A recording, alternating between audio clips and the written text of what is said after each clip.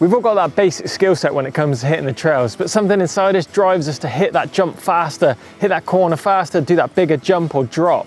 Thing is, things can get nasty out there if you try to progress too fast. Today's video, we're going to be showing breaking it down, taking those steps and hitting the trail safely and progressing.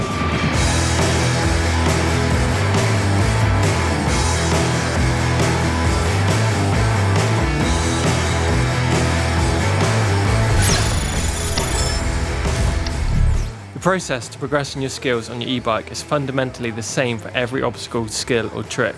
You need to start small and work your way up slowly in bite-sized chunks. Then repeat over and over until you've got it nailed.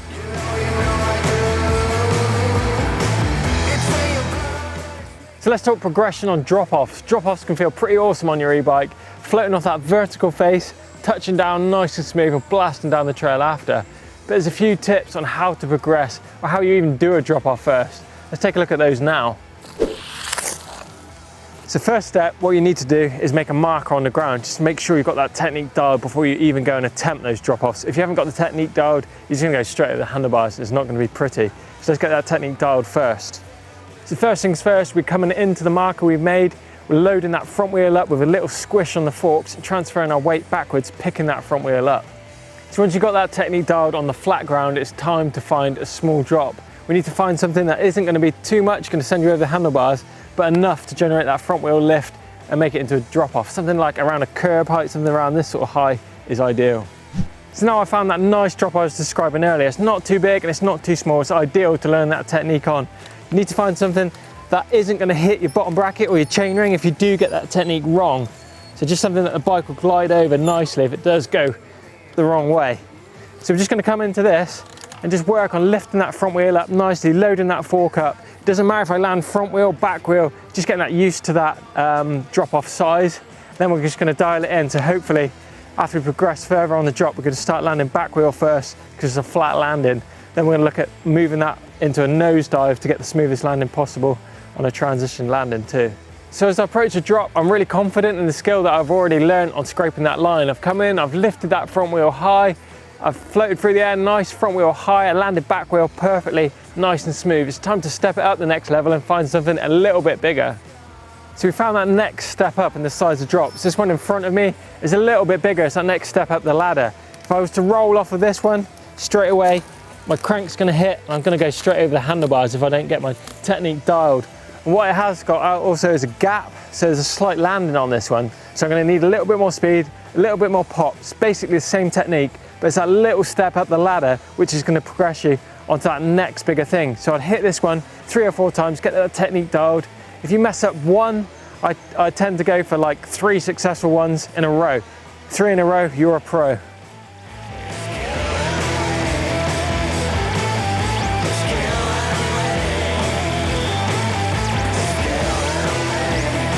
So that drop felt really good. It felt perfectly balanced and I rode her out away really nice and smooth. What I'm going to do is just hit that drop over and over again, get my technique dialed. If I can get it dialed on this, I know I'm ready for that next step up the ladder. With drops, the same technique really applies. Doesn't matter if it's 20 foot or 2 foot, that same technique is exactly the same. It just requires bigger balls, you're going to be in the air for a lot longer. But just be confident, work your way up in those little tiny baby steps and you'll be landing those drops smoothly before you know it.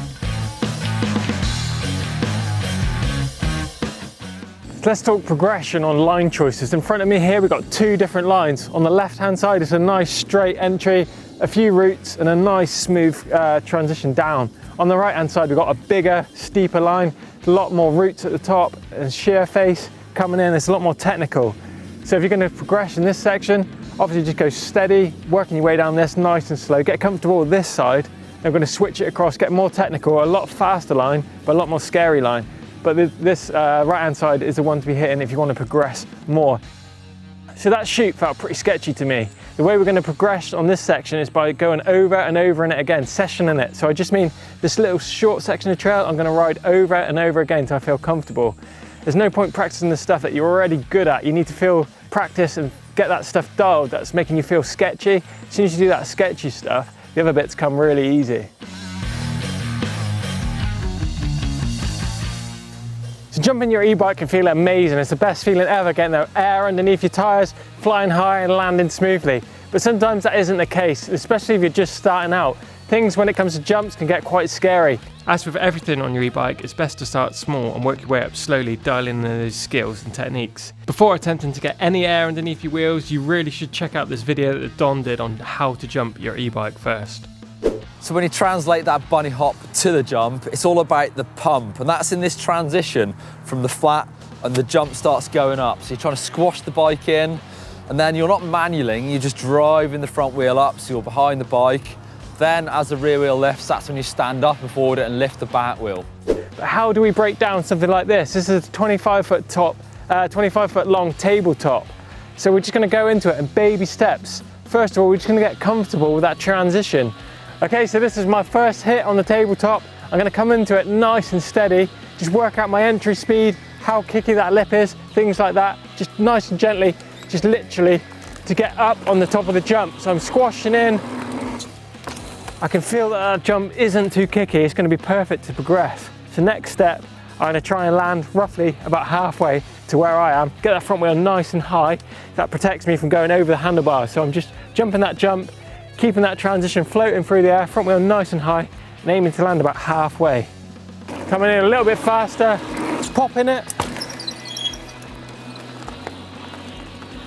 Okay, so that's about halfway across. So obviously I know I'm gonna need to increase that speed if I'm gonna clear this jump nice and smoothly. So I'm gonna go a little bit further up the track, inject that bit more speed into it, bit more pop. Hopefully that's gonna generate enough speed to send me right the way over this nice and smoothly. Let's see.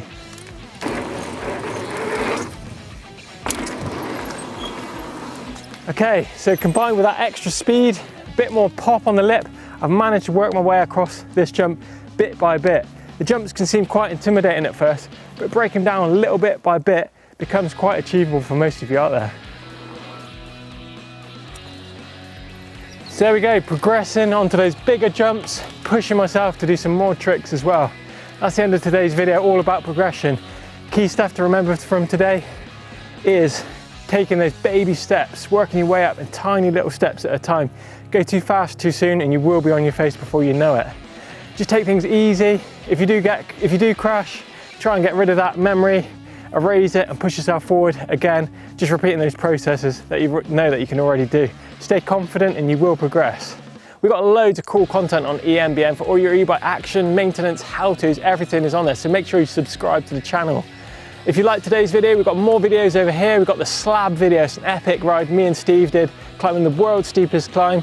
Just below that, we've got the speed challenge. Did I hit 100 kilometers an hour on an e-bike? Check that one out for sure. Give us a thumbs up if you liked today's video. Drop us some comments in the box below. It'd be good to hear from you guys, and we'll see you in the next one.